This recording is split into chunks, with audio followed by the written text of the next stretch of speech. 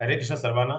ISKCON Shri Shri Radha Govind मंदिर पुण्याचे अध्यक्ष नमानिष्ठादास प्रभू यांनी सुरू केलेल्या 18 दिवसात भगवद्गीता समजून घ्या या अध्ययन वर्गामध्ये सर्वांचं मनपूर्वक स्वागत आहे. आज आपण 15व्या दिवशी 15व्या अध्यायाचा अभ्यास करणार. अध्यायाचं नाव आहे पुरुषोत्तम योग म्हणजे परम पुरुषाचा योग. ओम ज्ञानतिमिरन्धस्य ज्ञानञ्जनशलाकया चक्षुरुमिलितं येन तस्मै श्रीगुरुवे नमः. श्रीचैतन्यो मनोभीष्टं स्थापितं येन भूतले स्वयं रूप कदा मह्यं ददाति स्वपदान्तिकं. वन्देऽहं श्रीगुरु श्रीयुतपदकमलं श्रीगुरु वैष्णवांच श्रीरूपं साग्रजातं सगणरघुनाथं तं सजीवं साद्वैतं सावधूतं परिजनसहितं श्रीकृष्ण चैतन्य देवं श्री राधा कृष्ण पादान् सगणलिता श्रीविशाखान्वितांश्च. हे कृष्ण करुणा सिंधु दीनबंधु जगतपते वेश गोपिका कांत राधकांत नमस्तुते.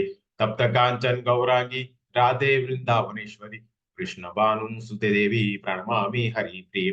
वांछा कल्पतरुभ्यश्च कृपा सिन्धुभ्येव च पतितानां पावनेभ्यो वैष्णवेभ्यो नमो नमः. अनंत कोटि वैष्णव वृंद की जय. श्रीला प्रभुपाद की जय. श्रीमद भगवत गीता की जय. सद्गुरुदेव की जय. नमो विष्णु पदाय कृष्ण पृष्ठाय भूतले श्रीमते जया पताका स्वामी नामिनी. नमाचार्य पदाय निताय कृपा प्रदाय ते गौरी कथा दामोदाय नग ग्राम तारिणे. नमो विष्णु पदाय कृष्ण पृष्ठाय भूतले श्रीमते भक्ति वेदांत स्वामी नाम. नमस्ते सरस्वती देवी गौरवाणी प्रचारिणी निर्विशेष शून्यवादी पाश्चात्य देश तारिणी. जय श्री कृष्ण चैतन्य प्रभु नित्यानंद श्री अद्वैता गदाधर श्रीवासादि गौर भक्त. हरे कृष्ण कृष्ण कृष्ण हरे हरे हरे राम राम राम हरे हरे. हरे कृष्ण सर्वांना पुन्हा एकदा स्वागत आहे आजच्या आपल्या 15व्या अध्यायाच्या अभ्यास वर्गामध्ये. श्री श्री राधा गोविंद मंदिर पुणे मँगलोरचे हे अर्चक श्री श्री राधा गोविंद यांना वंदन करून त्यांचा आशीर्वाद घेऊन आजच्या अध्यायाची सुरुवात करतो. इस्कॉनचे संस्थापक आहेत श्रील प्रभुपाद यांनी साष्टांग दंडवत प्रणाम करून त्यांचा आशीर्वाद घेतो. नमानेश्वर प्रभू ज्यांनी अध्ययन वर्ग सुरू केला त्यांनाही मी साष्टांग दंडवत प्रणाम त्यांचा आशीर्वाद करतो. गुरु महाराज जया पताका स्वामी महाराज यांनी साष्टांग दंडवत प्रणाम त्यांचा आशीर्वाद. अनेक कृष्ण भक्त जे वेगवेगळे सेवा करतात त्यांना माझा साधन नमस्कार. मराठीमध्ये मला जे पुढाकार जसे कुमुद माताजी, मनीषा माताजी, अन्वया माताजी, पूजा माताजी, ललिता माताजी आणि मुग्धा माताजींनाही माझा साधन नमस्कार. तर काल आपण 14व्या अध्यायामध्ये काय अभ्यास केला होता तर 3 गुणांनी आत्मबोध होणे म्हणजे सत्व रजनी तमोगुण हे 3 गुणांनी आत्मबोध होतं. वैशिष्ट्य कृती आणि गुणामध्ये मृत्यू म्हणजे ज्या गुणामध्ये आपण असतो सत्व रजन तमो त्याप्रमाणे आपल्याला दुसरा जन्म भेटलो की आपल्या कुठल्या योनीमध्ये आपल्याला जन्म मिळणार त्यावरती आपण अभ्यास केला. आणि गुणातीत कसे होणे तर आपण काल नारद मुनीचा आपण उदाहरण घेतला होता की ते गुणातीत म्हणजे जे 3 गुणाच्या पलीकडे त्याला गुणातीत अवस्था म्हणतात. तर आपण आज 15व्या अध्याय आपण 4 टप्प्यामध्ये अभ्यास करणार आहोत. म्हणजे पहिला टप्पा म्हणजे भौतिक जगापासून अलिप्त होणे ते 1 ते 5 श्लोकामध्ये आपण अभ्यास करणार आहोत. नंतर कृष्णा देखभाल करता म्हणून आणि शेवटचे वेदांत सूत्राचा सारांश.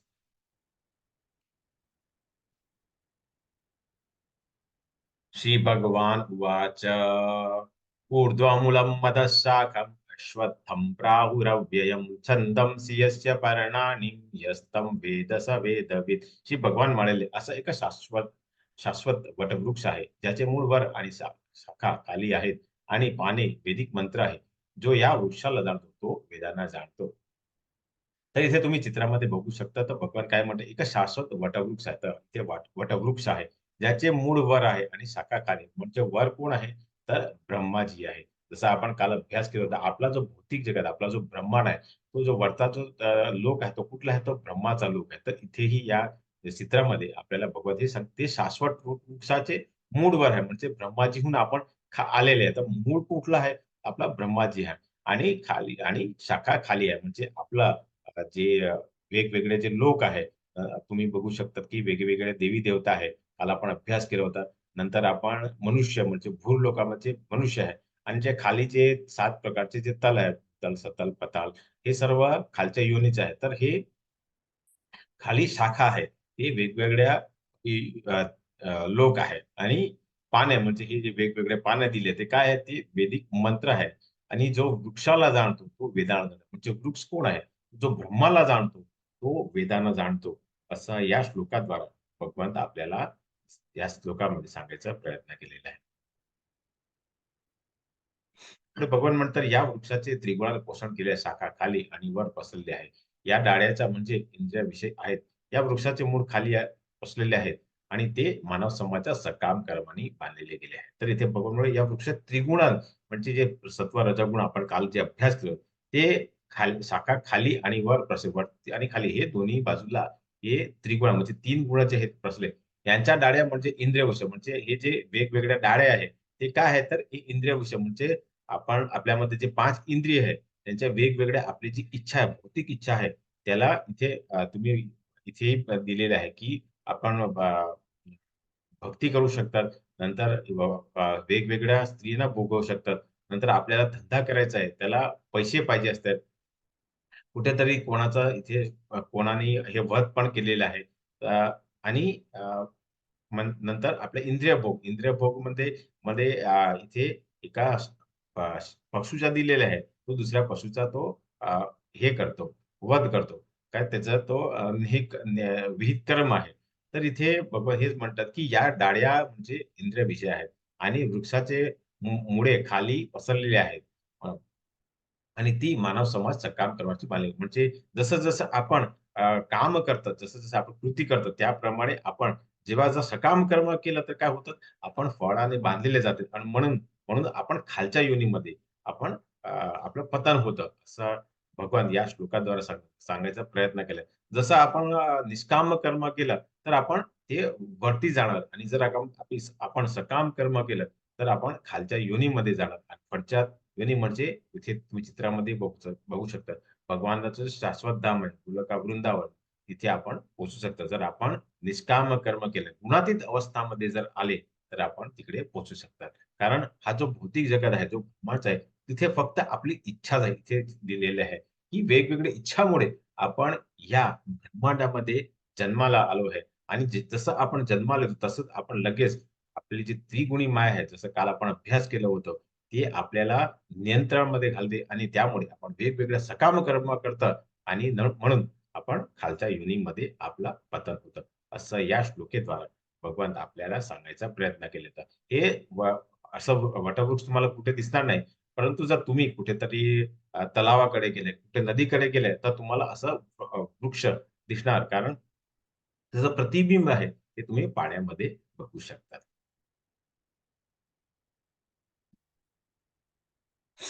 पुढे भगवान म्हणतात, "या वृक्षाची वास्तविक या जगात अनुभव येत नाही. यांचे आदी, अंत आणि आधार कोणी जाणू शकत नाही. परंतु मनुष्याने पल्लवार म्हणून गेल्याने या वृक्षाला निश्चय अनासक्तीरूपी शस्त्राने छेदून टाकले होते. मनुष्याने असे स्थान शोधावे, की ज्या ठिकाणी गेल्यावर पुन्हा परत परतावे लागत नाही. ज्या परमपुरुषाकडून अनादी काळापासून सर्व गोष्टी प्रारंभाने विस्तार झाला आहे, त्या परमपुरुषला या ठिकाणी शरण गेले पाहिजे." तर भगवंत या श्लोकाद्वारा आणि या चित्राद्वारे आपल्याला सांगायचा प्रयत्न केले, की हा वृक्ष वास्तविक या जगात अनुभवात येत नाही. म्हणजे वास्तविक रूप कुठं आहे? तर ह्याच्या आदी, अंत आणि आधार कोणीही जाणू शकत नाही. कारण जर आपण मधी जर कापून टाकला हा झाड, तर आपल्याला त्याचा आदी कुठे आहे, अंत कुठे आहे आणि आधार कोण आहे, ते आपण जाणू शकत नाही. पण जर आपण आणखीन खोलामध्ये जर विचार केला, तर आपण जाऊ शकतात. जसं आता मी माझ्या वडिलांचं नाव विचारलं, तर ते त्यांचं नाव सांगणार. मी त्यांच्या वडिलांचं विचारलं, तर ते त्यांचं नाव सांगणार. म्हणजे नंतर मी माझ्या आजोबाला त्याच्या वडिलांचं नाव विचारलं. असं करत-करत जर मी सर्वांचा जर विचार केला, तर शेवटची मी कुठे जाणार? तर आपण ब्रह्माकडे जाणार. ब्रह्मा म्हणजे काय आहे? तर ते भगवान श्री विष्णूचा अवतार आहे. विष्णूचं विस्तरण आहे. म्हणजे आपण जाणू शकतात, की आपले मूळ कुठे आहे. तर इथे भगवान म्हणतात, की परंतु मनुष्याने खोलावर गेलेला मुळे गेलेल्या या वृक्ष निश्चय अनासक्तीपूर्वक शास्त्राने छेदून टाकले पाहिजे. मनुष्याने असे स्थान शोधावे, की ज्या ठिकाणी गेल्यावर पुन्हा परत म्हणजे असं स्थान कुठलं आहे? तर भगवंताचं शाश्वत धाम गोलकावृंद आहे. कारण काल आपण अभ्यास केला होता, की भगवान कोण आहे? ते आपले बीज प्रदान करत आहेत. आपल्याला बीज देतात आणि मी तुम्हाला काल उदाहरण भौतिकचं दिलं होतं, की काही लोकं हे या भौतिक जगामध्ये लग्न करतात. पण कुठेतरी त्यांना काही वर्षापर्यंत त्यांना मुलं होत नाही. कारण भगवान म्हणतात, की मी बीज प्रदान करणार आहे. जोपर्यंत बीज देत नाही तोपर्यंत कोणालाही मुलं होत नाही. तर इथे भगवान या ठिकाणी सांगतात, की जेव्हा आपण त्यांच्या शाश्वत धामाकडे गेल्यावरती आपण पुन्हा परतावे लागत नाही.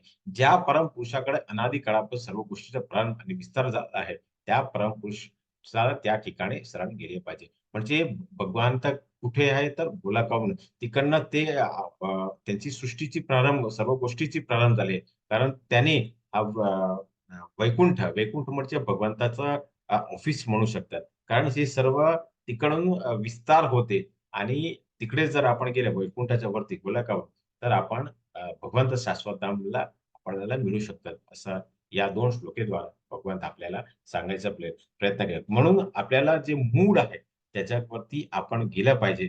तर निश्चित रूपे आपण भगवंताकडे पोहोचू शकता. कारण ते आपल्याला बीज प्रदान करणार परमपुरुष आहे.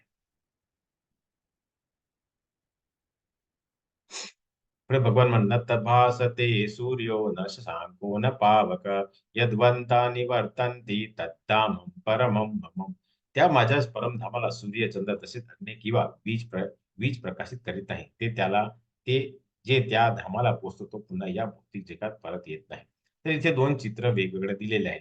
पहिलं चित्र डावी बाजूला हे भगवंताचं शाश्वत धाम उलकावून म्हणजे इथे ते कमळासारखा दिसतो.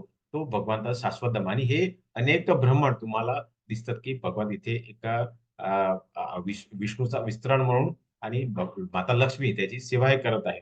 आणि दुसऱ्या चित्रामध्ये आपलं भौतिक जगत आहे. हे पृथ्वी आहे, सूर्य आहे, चंद्र आहे. हे आपलं भौतिक जग आहे. तर इथे या श्लोकाद्वारे भगवान म्हणतात, की भगवंत जो शाश्वत धाम आहे, गोलोकावर तिथे सूर्य, चंद्र तसेच अग्नी किंवा वीज प्रकाशित करत नाही. आपण भौतिक जगामध्ये राहतात. आता रात्रीचे 9 वाजलेले आहे. तर आपल्याकडे अंधारा झालाय. तर आपल्याला वीज प्रकाश लागेल. कुठेतरी चंद्राचा प्रकाश लागेल. जिथे अजूनही असे काही गाव आहे. तिथे स्ट्रीट लाईट वगैरे पोहोचलेले नाही. तिथे आपल्याला चंद्राचा प्रकाश लागेल. परंतु जो भगवंता जो शाश्वत धाम आहे, तिथे सूर्य, चंद्र तसेच वीज प्रकाशित करत नाही. कारण ते स्वतः प्रकाशित आहे.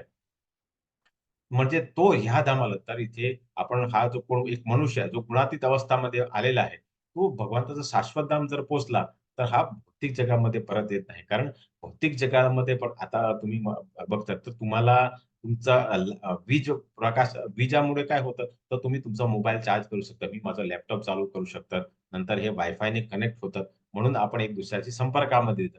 परंतु भगवंताचं शाश्वत धाम आहे, तिथे असल्या कुठल्याही प्रकाशाने कुठल्याही सूर्य, चंद्र, अग्नी किंवा वीजची गरज नाही. कारण ते सर्व स्वप्रकाशित आहे. असं या श्लोकेद्वारे भगवंत आपल्याला सांगायचा प्रयत्न केला. म्हणून आपण नेहमी भगवंताचं शाश्वत धाम तिकडे जायचा प्रयत्न केला पाहिजे. कारण जर लाईट गेली, तर आपण काही बघू शकत नाही. आपल्याला प्रकाश पाहिजेच. म्हणजे जर आपण त्यांच्या शाश्वत धामाकडे गेले, तर तिकडे आपल्याला हे सर्व वस्तूंची गरज नाही. असं या श्लोकेद्वारे भगवंत आपल्याला सांगायचा प्रयत्न केलेला आहे.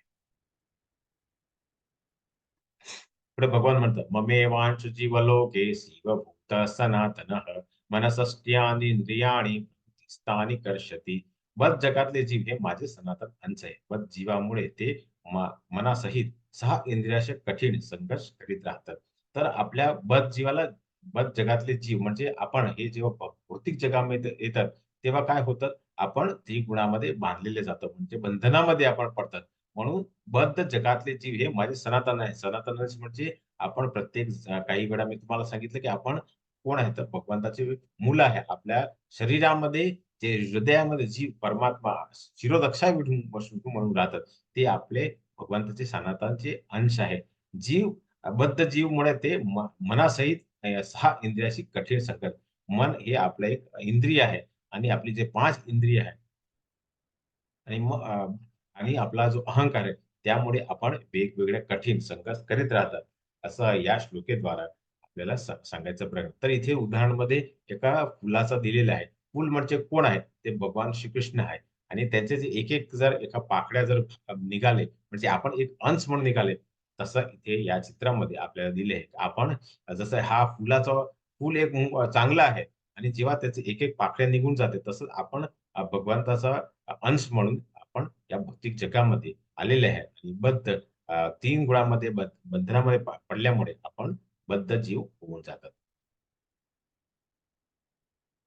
पुढे भगवान म्हणतात, की "शरीरं यद्वाप्नोति यच्चाप्युत्क्रामितीश्वरः गृहीत्वेतानि संयाति वायुर्गन्धानि वाशयात्." ज्याप्रमाणे वायू आपल्याबरोबर गंध घेऊन जातो, त्याचप्रमाणे भौतिक जगातले जीव आपल्याबरोबर जीवनातली विविध संकल्पना एखाद्या देहातून दुसऱ्या देहात घेऊन जातो. अशी रीतीने तो एका प्रकारचा देह धारण करतो आणि पुन्हा दुसरा शरीर धारण करण्याकरिता पहिल्या देहाचा त्याग करतो. जसं आपण पहिल्या अध्यायामध्ये अभ्यास केला, दुसऱ्या अध्यायामध्ये आपण अभ्यास केला होता, की जेव्हा अर्जुनाला करुणा आली होती, दया आली होती, त्याला पापप्रतिक्रिया आली होती. तेव्हा त्याला भगवान श्रीकृष्णाने सांगितलं, की "तू शरीराचा वध करत नाही. तू शरीराचा वध करतो, आत्माचा वध करत नाही." तर इथे भगवान काय म्हणतात, की ज्याप्रमाणे वायू आपल्याकडे गंध घेऊन जातात. जसं आपण वायूला स्वतःची काही गंध नाही. जसं तो बगीचाच्या बाजूमध्ये गेला, तर तुम्हाला जर चांगले फुल असेल, गुलाब आहे, मोगरा आहे, नंतर चमेली आहे. हे सर्वांच्या मध्ये गेला तर तुम्हाला एका चांगला सुगंध येणार आहे. पण हीच जर हा जो वायू आहे, जो वारा आहे, जो एका गटाराकडे गेला, कुठेतरी कचरापेटी असेल, तर तिकडे जर गेला तर तुम्हाला घाण वास येणार. तर ज्याप्रमाणे वायू आपल्यावर गंध घेऊन त्याचप्रमाणे भौतिक जगात आपल्यावर जीवनात विविध संकल्पना म्हणजे आपल्यामध्ये जी इच्छा असते, आपण जेव्हा सकाम कर्म करतो, तेव्हा आपल्यामध्ये काल आपण अभ्यास केला होता. जे रजो आणि तमोगुणामध्ये अ, अ, असंख्य त्याच्याकडे वासना असते, असंख्य त्यांना इच्छा असते आणि म्हणून आपण एक दुसऱ्यातून दुसऱ्या देहामध्ये जातो. जसं मी तुम्हाला काही वेळा सांगितलं, की जसं आपण भौतिक जगामध्ये येतात, तेव्हाच आपला एक शरीर आहे. तर तसं लगेच आपलं दुसरा शरीर तयार होतं आणि ज्याप्रमाणे आपण जे काही कर्म करतो, त्याप्रमाणे आपल्याला दुसरा शरीर आपल्याला मिळतं. जसं जेव्हा आपला एक शरीरापासून दुसरा शरीर म्हणजे जेव्हा आपला आत्मा आपल्या शरीरातून निघून जातो, तेव्हा आपल्या दुसऱ्या शरीरामध्ये जातो आणि दुसरं शरीर कशा होऊ शकतं? जे आपल्या ह्या जन्मामध्ये जे काही कर्म केले आहेत, सकाम कर्म केले असेल, तर आपण खालच्या योनीमध्ये जाणार. निष्काम कर्म केले असेल, तर आपण वरच्या योनीमध्ये जाणार आणि जर आपण गुणातीत अवस्थेमध्ये गेले, तर आपण वैकुंठ नाहीतर आपण भगवान शाश्वत धामकडे पोहोचू शकतात. असं या श्लोकेद्वारा भगवंत आपल्याला सांगायचा प्रयत्न केला.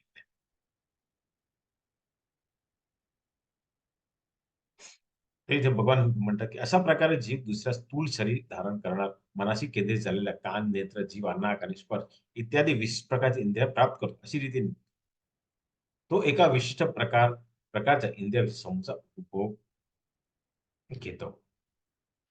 म्हणजे इथे तुम्हाला हे तुम्ही चित्रामध्ये बघू शकता. तर हे जे 5 प्रकारची आपली इंद्रिय आपण काही वेळा आपण अभ्यास केला होता, की जी जे पंचमहाभूत म्हणतात. जसं आपण कान, नाक, जिव्हा, स्पर्श हे सर्व आपले भगवंताची विशिष्ट शक्ती आहे.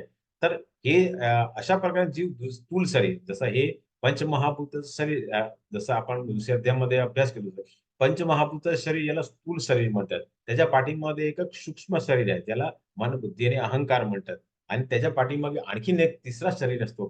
त्याला आपण आत्मा म्हणतात. जसं इथे भगवान म्हणतात, की अशा प्रकारे जीव दुसरा स्थूल शरीर धारण करतो. जसं आपण एक शरीर सोडलं, ज्याप्रमाणे आपण कर्म केले त्याप्रमाणे आपलं दुसरं शरीर धारण होणं होतं. म्हणजे एक शरीर सोडल्यावरती आपल्याला दुसरं शरीर म्हणजे एक आत्मा निघून गेला तर तो दुसऱ्या शरीरामध्ये आत्मा म्हणून निवास करतो. तर म्हणून ज्या आपली इच्छा जर आपली पूर्ण होत नाही, तर आपल्याला दुसरा शरीर असं भेटतो. जसं आपण उदाहरण घेतला होता, की काही आपण 4 उदाहरण घेतलं होतं. तुम्हाला जर आठवण असेल तर पहिलं आपण उदाहरण घेतलं, की काही असं स्त्री असतात, काही असं पुरुष असतात. ते जे फार कपडे घालत नाही या भौतिक जगामध्ये. तर त्यांना दुसरा शरीर कुठला आहे? तर त्यांची असं कारण चांगलं केलं नसल्यामुळे त्यांना एका झाडाचं शरीर मिळतं. झाडाचा त्यांना दुसरा जन्म होतो. नंतर एका मनुष्य आहे ज्याने पूर्ण जीवन फक्त मांसाहार केलेला आहे. तर त्याला एका हिंसक पशुचं त्याला शरीर मिळणार, की त्याचे दुसऱ्या योनीमध्ये जाणार. नंतर जो मनुष्य ह्या भौतिक जगामध्ये 12 तास की 15 तास झोप घेतो, तर त्याला एका अश्वासारखा त्याला जन्म होणार. नंतर आपण जो दारू वगैरे पितो, मदिरापान करतो, तर तो काय होणार? तो चिखलामध्ये पडेल. तो पडत असतो. तो कुठेतरी तिकडे राहतो. तर त्याला एका डुकरचा अ, जन्म मिळणार. म्हणजे जेव्हा आपण एक स्थूल शरीर धारण करतात आणि जी मनाशी केंद्रित झालेली इत्यादी विशिष्ट प्रकारची इंद्रिय असते, ते प्रकारची आपल्याला जेव्हा भोगायची असते, तर त्या प्रकारे आपल्याला दुसरा शरीर विशिष्ट प्रकारचा इंद्रिय समूहाचा भोग येतो. म्हणजे आपण आता जर आपल्याला चांगलं ऐकायचे असेल, तर चांगल्या वस्तू बघायच्या आहेत, नंतर चांगली अस्ती भोगायची असते, नंतर आपल्याला चांगला खायची इच्छा असते, चांगल्या चांगल्या सुगंध घ्यायचे तर त्याप्रमाणे आपला विशिष्ट प्रकारचा एका आपल्याला शरीर मिळतं असं या श्लोकेद्वारा आपल्याला सांगायचा प्रयत्न केलेला आहे.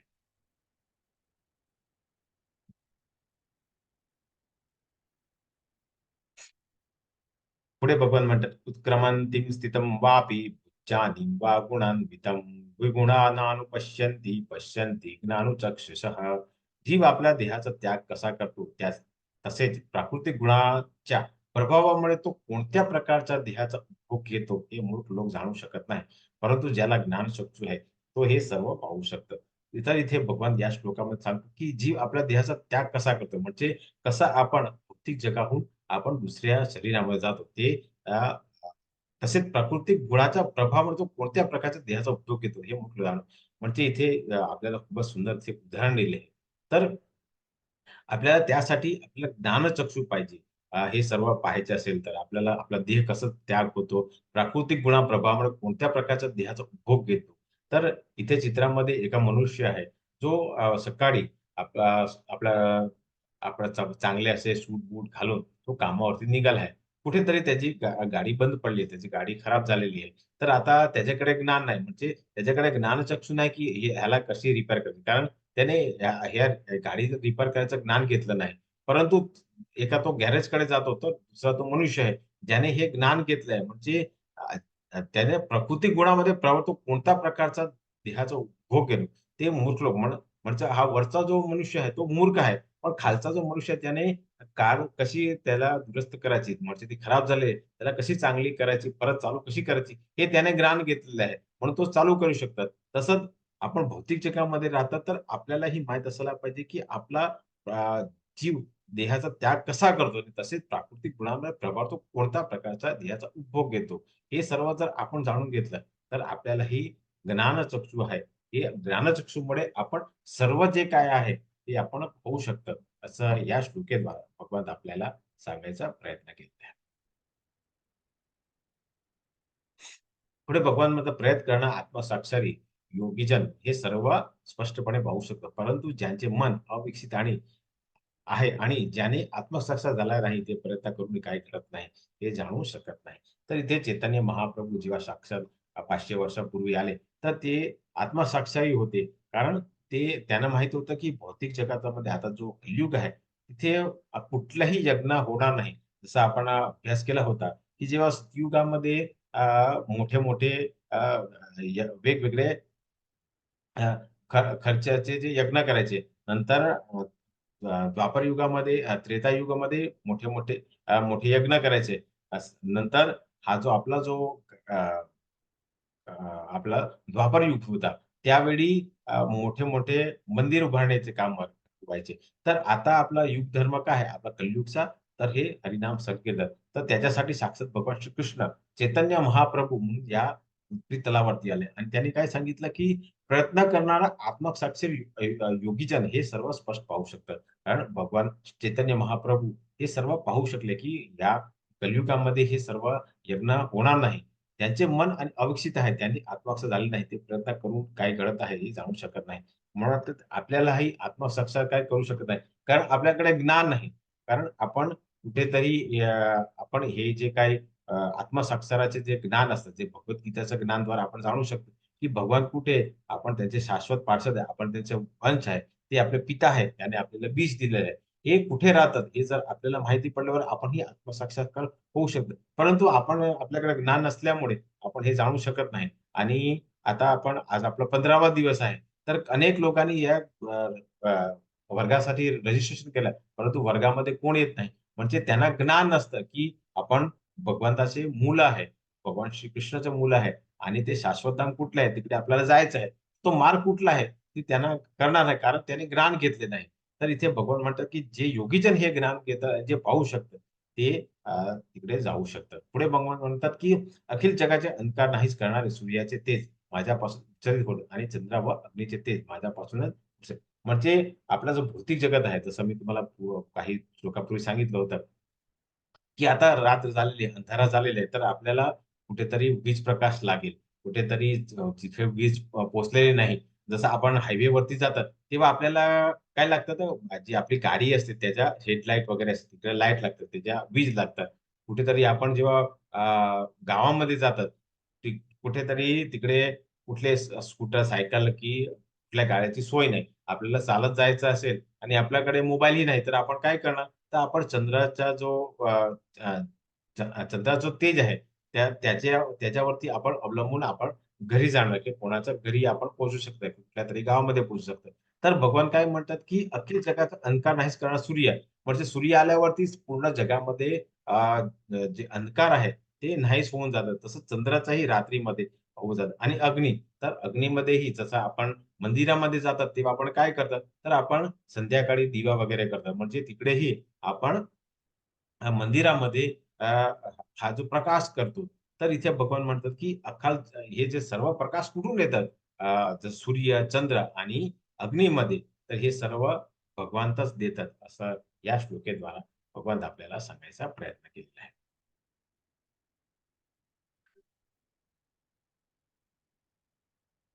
पुढे भगवान म्हणतात, गामाविश्यच्या भूतानि धार्यामहं मोजसा पुण्या पुष्णामि चौषधी सर्व सोम भूत्वा रसात्मकः.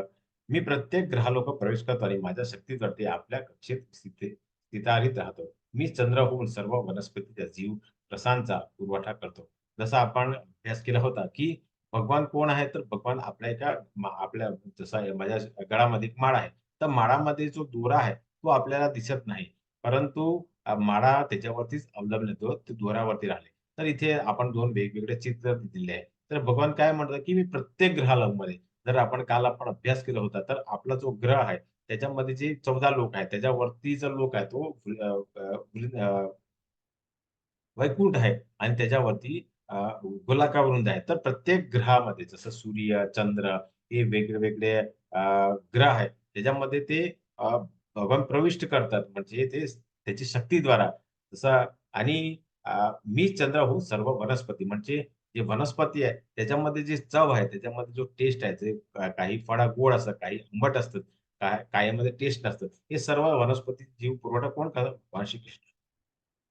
आता आपण भौतिक जगामध्ये राहतात, तर आपण जर कुठेतरी एका आपल्या हातामध्ये चेंडू आहे, तर कुठेतरी दगड आहे. आपण दगड फेकल्यावरती तो दगड फिरत नाही. तो दगड खाली पडतो. परंतु भगवंताची शक्तीद्वारा आपला जो सूर्य, चंद्र आणि आपली पृथ्वी आहे, ते कुठेतरी एकाच कक्षेत तो फिरतच स्थिर राहतं. कुठेतरी वरती खाली जात नाही. जर एक अंशात सुद्धा आपण पृथ्वी इकडे-तिकडे झाली, की आपला जो दिवस आहे, जो 24 तास आहे, तो 22 नाहीतर 26 तासाचा पण होऊ शकतं. त्याच्यासाठी भगवंताची शक्तीद्वारा ही पृथ्वी ते आपल्या कक्षामध्ये स्थिर आहे, असं या श्लोकेद्वारा भगवान आपल्याला सांगायचा प्रयत्न केलेला आहे.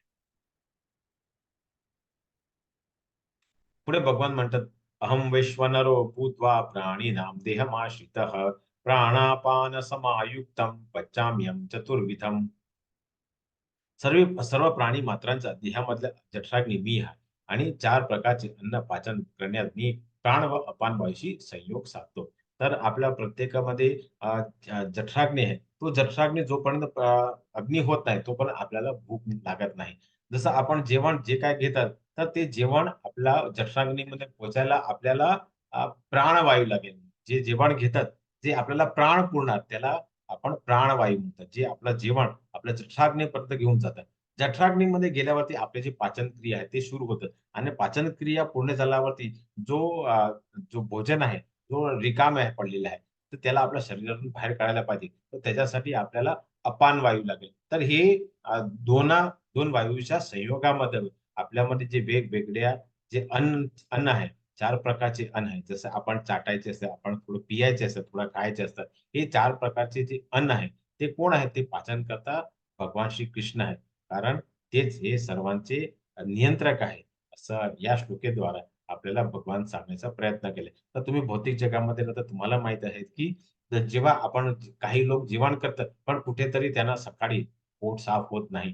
कारण त्यांच्यामध्ये भगवान हे जे जठराग्नीचा जो प्राण आणि अपान वायू आहे, ते भगवान त्यांना देत नाही. आणि जे हे 4 प्रकारचे जे अन्न आहे, त्यांना ही पाचनची त्यांना संधी देत नाही. असं या श्लोकेद्वारे भगवान आपल्याला सांगायचा प्रयत्न केलाय. तर जेव्हा आपण अन्न ग्रहण करत, जेव्हा आपण पाणी ग्रहण करत, तर नेहमी आपण भगवंताचा आभार प्रकट केला पाहिजे, की तुम्हाला अन्न दिले आहे, तुम्हाला पाणी दिलेलं आहे आणि त्यामुळे आपण हे जे अन्न आहे, जी पाचन क्रिया आहे, ते पूर्ण करू शकतात. प्रत्येक वेळेस जे काही आपण गोष्ट जे काही घेतात, त्यावेळी निश्चितपणे आपण भगवंताला आपण हे आभार प्रकट केला पाहिजे. असं या श्लोकेद्वारे भगवंत आपल्याला सांगायचा प्रयत्न केलेला आहे. सर्वस्य चाहं हृदिषु सन्निविष्टो मतस्मृतिर्ज्ञानं पौनं च वेदैश्च सर्वेऽहमेव वेद्यो वेदांत कृद्वेद विदेव चाहं. मी प्रत्येकाच्या हृदयात स्थित आहे आणि माझ्यापासून स्मृती, ज्ञान आणि विस्मृती होतात. सर्व वेदाद्वारा जाणण्यायोग्य मीच आहे. निसंदेह मीच वेदांचा संचालक, संकलक आणि वेदांचे ज्ञाता मीच आहे. जसं आपण स्मृती म्हणजे काही लोक आता तुम्ही भौतिक जगामध्ये राहता, तुम्ही अभ्यास करतात. तर तुम्हाला तुमची आता परीक्षा येणार. तर तुम्ही जे काही वाचलेलं आहे ते काही लोक आहेत जे जवळ-जवळ 70% लोक आहेत, जे त्यांना आठवण येत नाही. जेव्हा ते परीक्षा द्यायला जातात, तेव्हा त्यांना स्मृती होत नाही, की त्यांनी काय वाचलेलं आहे. तर भगवंतापासूनच ही स्मृती येते. ज्ञान म्हणजे काही लोक आहेत जे तुम्हाला माहीत असेल, की टीचर जसं-जसं शिकवतात, की आपले जे शिक्षिका जे काही शिकवतात, ते लगेच त्यांना त्यांच्या डोक्यामध्ये जातात. कारण त्यांच्यामध्ये ज्ञान असतं. विस्मृती होतं. विस्मृतीमध्ये इथे तुम्ही भौतिक जगामध्ये राहतात, तर त्याच्यासाठी एक आपण भौतिकचं जर उदाहरण घेतलं, तर काही असे जे लोक आहेत, जे मुलीच्या प्रेमामध्ये पडतात आणि त्या प्रेमामध्ये पडतात. त्यांचे जर ती मुलीचा जर 1-2 भाव असतात, तर जर ती मुलीची जर इच्छा नसेल, तर ते हे भाव काय करतात, तो जो मुलगा आहे, जो पुरुष आहे, त्याचे हात-पाय तोडून टाकतात. परंतु काही वर्षानंतर परत हा मुलगा आणखी कुठलीतरी मुलगीच्या प्रेमामध्ये पडतो. म्हणजे त्याला विस्मृती होऊन जाते, की त्याने गेल्या वेळी जे ज्या ज्या गोष्टी केली होती, ते परत करायचे नाही. जर आपण कुठल्या मुलीच्या प्रेमामध्ये पडतात, तर आपण हे पहिला सर्व विचार केला पाहिजे. त्या मुलीला किती भाव आहे, किती त्यांचे नातेवाईक आहे. हे सर्व विस्मृती कोण देतात? भगवान देतात आणि म्हणून भगवान म्हणतात, की स्मृती, ज्ञान आणि विस्मृती हे सर्व कोण देतात? भगवान देतात. सर्व वेदेद्वारा जाणण्यायोग्य मीच आहे. तर हे आपल्याकडे अनेक प्रकारचे वेद आहेत. हे सर्व वेद जर आपण अभ्यास केला, तर हे वेदाद्वारा आपण जाणे कोण आहे? तर इथे श्यामसुंदर मुरली मनोहर असं स्वरूप आहे. निसंदेह मी वेदांचा संकलक आहे आणि वेदांचा ज्ञाताही मीच आहे. तर वेदांचा संकलक म्हणजे वेद कोणी दिलेले? भगवान आपण त्यागाचा चक्र दिला होता, तेव्हा आपण वेगवेगळ्या वेदाचा आपण अभ्यास केला होता आणि वेदांचे ज्ञाताही मीच आहे. कारण भगवंतच याचा ज्ञाता आहे. आणि इथेच या श्लोकामध्ये आणि इथे चित्रामध्ये आपल्याला दिलेलं आहे.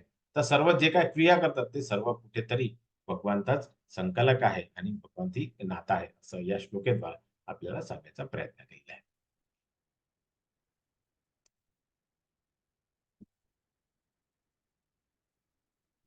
पुढे भगवान म्हणतात च्युत, क्षर आणि अच्युत, अक्षर असे जीवाचे 2 वर्ग आहेत. भौतिक जगातले सर्व जीव अच्युत असतात आणि आध्यात्मिक जगातले प्रत्येक जीव अच्युत असते. म्हणजे आपण भौतिक जगामध्ये राहतो तर आपण काय आपलं अ, अ, आपण अ, क्षर होणार. क्षर म्हणजे आपलं शरीर आहे. तो पंचमहाभूताचं शरीर आहे. तो आपलं शरीरचा नाश होणार आहे. कारण आपला आत्मा जो आहे तो अच्युत आहे. म्हणजे त्याचा विनाश होत नाही. तर आपले जीव 2 प्रकारचे आहेत. कुठलं अक्षर आणि अच्युत. तर भौतिक जगात आहे आपण तुम्ही सर्व काय आहे तर अच्युत आहेत आणि आध्यात्मिक जग म्हणजे भगवंताचं शाश्वत धाम आहे. तुम्ही चित्रामध्ये बघू शकता. तर ते अच्युत आहे. कारण त्यांचं अक्षर होत नाही. म्हणजे ते शाश्वत राहतात. ते अनादी काळपासून तसेच राहतात. पुढे भगवान म्हणतोय, या दोघा व्यतिरिक्त एक परमपुरुष परमात्मा आहे, जे स्वतःला अव्ययी भगवत आहे आणि ते जे त्रिलोकामध्ये प्रवेश करून त्याचे पालन-पोषण करतात. म्हणजे च्युत आणि अच्युत अ, याच्या अतिरिक्त आणखी एक परमपुरुष आहे, जे स्वतःचं अव्ययी भगवान आहेत आणि तेच त्रिलोकामध्ये प्रवेश करून त्याचे पालन-पोषण करतात. त्रिलोक म्हणजे हे आपले वेगवेगळे लोक आहेत. त्याच्या लोकामध्ये प्रवेश करून पालन करतात. असं या 2 श्लोकांच्या तात्पर्य आहे. पुढे भगवान म्हणतात, "यस्मात् अक्षरं दीपितोत्तमम् अतोऽस्मि लोकवेदेश्च पतिश्च पुरुषोत्तम." मी च्युत आणि अच्युत याही अति दिव्य आणि सर्वश्रेष्ठ असल्यामुळे जगामध्ये तसेच वेदांमध्ये पुरुषोत्तम म्हणून प्रसिद्ध आहे. तर इथे दोन्ही चित्रामध्ये बघू शकतात. तर मी च्युत आणि अच्युत हे या अति दिव्य आणि सर्वश्रेष्ठ म्हणजे हे दोघांचे दिव्य जो कोण आहे, सर्वश्रेष्ठ कोण आहे? भगवान श्रीकृष्ण आहे. हे दोघा चित्रामध्ये तुम्हाला ते बघू शकतात. आणि जगामध्ये तसे वेदांत सूत्र पुरुषोत्तम म्हणजे जो पुरुषामध्ये जो उत्तम आहे. कारण त्यांच्याकडे सर्व वस्तूचे ज्ञान आहे. त्यांच्याकडे सर्व ऐश्वर्य आहे. ते आपल्या भौतिक जगामध्ये नाही. असं या श्लोकामध्ये भगवान आपल्याला पुरुषोत्तम म्हणून प्रसिद्ध आहे, असं या श्लोकेद्वारा आपल्याला सांगण्याचा प्रयत्न केलेला आहे.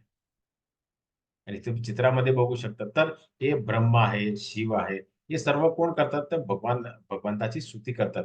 कारण ते आपले शिरोदक्ष म्हणजे आपल्या क्षीरसागरामध्ये ते शयन करतात आणि या चित्रामध्ये वेगवेगळे देवी-देवता आहेत. त्याची पूजा करतात, उपासना करतात, त्याची स्तुती करतात. असं गेल्या श्लोकाचं तात्पर्य आणि ते चित्रामध्ये दिलेलं आहे. इथे ते दिलेलं आहे भगवान महादेव आपली आपली पत्नी माता पार्वतीला देतात आणि हे वेगवेगळे ऋषी-मुनी आहेत. तेही त्यांचा गुणगान करतात, जी स्तुती करतात त्यांचे अ, गुणगान करतात. असं चित्राचं तात्पर्य आहे. पुढे भगवान म्हणतात, यो मामेव समूढो जानाति पुरुषोत्तम स सर्व विभिजन्ति मा सर्व भावेन भारत. जो मला संशयरहित व पुरुषोत्तम भगवान म्हणून जाणतो तो सर्वज्ञ होऊन. म्हणून हे भारता तो अ, माझ्या भक्तीमध्ये पूर्णपणे संलग्न हो. कसं आपण कालही अभ्यास केला होता, परवाच्या दिवशी आपण अभ्यास केला होता, की अनन्य भक्ती आपण 6 टप्पे बघितले होते, की ज्ञान हा सगळ्यात खालचा टप्पा आहे आणि सगळ्यात वरचा टप्पा कुठला आहे? तर अनन्य भक्ती. तर इथे भगवान हेच म्हणतात, की जो मला संशय आहे, आपण संशय केला नाही पाहिजे, की भगवान कोण आहे? जर आपण आपण भगवंताला पुरुषोत्तम भगवान म्हणून जर आपण त्याचा स्वीकार केला आणि आपण जर हे जाणून घेतलं, तर ब अ, आपण त्यांची भक्तीमध्ये पूर्णपणे संलग्न होऊ शकतात. जेव्हा आपण त्याचा स्वीकार करतो, की ते हे पूर्ण पुरुषोत्तम आहे आणि जेव्हा आपण ज्यावेळी आपण त्याचा स्वीकार करतो, तेव्हाच आपण भक्ती करू शकतात. तर असं म्हटलं गेलेलं आहे, की भगवान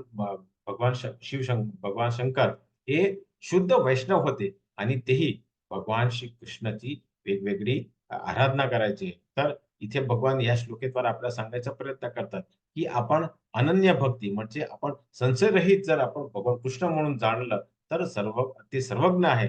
तर आपण भक्तीमध्ये पूर्णपणे संलग्न होऊ शकतात. असं या श्लोकाद्वारा आपल्याला भगवान सांगायचा प्रयत्न केले आणि गुरु-शिष्य परंपरामध्ये तुम्ही हे 4 चित्रामध्ये हे जे आरचे विग्रह आहेत, त्याच्या खाली वेगवेगळे 4 आपले आचार्य आहेत. तर आचार्यांनी हे काय केलं तर त्यांनीही ते जाणून घेतलं. ते संशय हे फक्त भगवान श्री कृष्णाचाच प्रचार आणि प्रसार केला. म्हणून ते पूर्णपणे भक्तीमध्ये संलग्न झाले. असं या श्लोकेद्वारा भगवान आपल्याला सांगण्याचा प्रयत्न केलेला आहे. पुढे भगवान म्हणतात, हे निष्पाप अर्जुना, या वैदिक शास्त्राचा परमगुह्य गाभा आहे आणि तो आता मी तुला प्रगट केला. जो कोण हे जाणलो तो बुद्धिमान होतो आणि त्याच्या प्रयत्नाद्वारा तो सिद्धी होतो. म्हणजे हा जो सगळ्यात कुठला तर परमगुह्य जसं आपण 9व्या अध्यायामध्ये आपण अभ्यास केला होता, की तिथे भगवान आपल्याला सांगण्याचा प्रयत्न केलेला होता, की जे त्रिगुणी माया आहे, ती भगवंताची माया आहे. परंतु जो भगवंताला शरणेला जातो, तो त्याला ओलांडून जाऊ शकतात. तर इथे या श्लोकामध्ये आपल्याला भगवान सांगतात, की जो ज्यांना माहीत आहे, की भगवान कोण आहे? भगवान श्रीकृष्ण पूर्ण पुरुषोत्तम परमेश्वर आहे. तो ज्याला जाणतो तो बुद्धिमान आहे आणि त्याच्या प्रयत्नाद्वारा तो सिद्ध होतो. म्हणजे आपणही भगवंताचं शाश्वत धाम पोहचू शकतात. पण त्याच्यासाठी आपल्याला अनन्य भक्ती केली पाहिजे. आपण संशयरहित भक्ती केली पाहिजे. जसं श्रीला प्रभुपाद, त्यांचे गुरु भक्त सिद्धांत सरस्वती, भक्ती विनोद ठाकूर, जगन्नाथ बाबा हे सर्व जे गुरु शिष्य परंपरामध्ये आलेले आहे. आता हे सर्वांनी काय केलं त्यांच्यानी संशयरहित भगवान श्रीकृष्ण पूर्ण पुरुषोत्तमला अ, स्वीकार केला. त्यांची भक्ती केली. तसंच जर आपण केले, तर आपणही बुद्धिमान होऊन आपण तिकडे जाऊ शकतात. असा या श्लोकेद्वारा आपल्याला भगवान सांगायचा प्रयत्न केलेला आहे. इथेच आपला हा 15वा अध्याय पूर्ण होतो.